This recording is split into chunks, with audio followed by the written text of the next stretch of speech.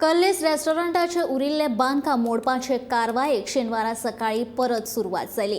मामलेदाराचे देखरेखी खाला अतिक्रमण विरोधी पंगडाचे कामगारांनी रेस्टॉरंट मोडपाच्या कामांक सुरवात केली।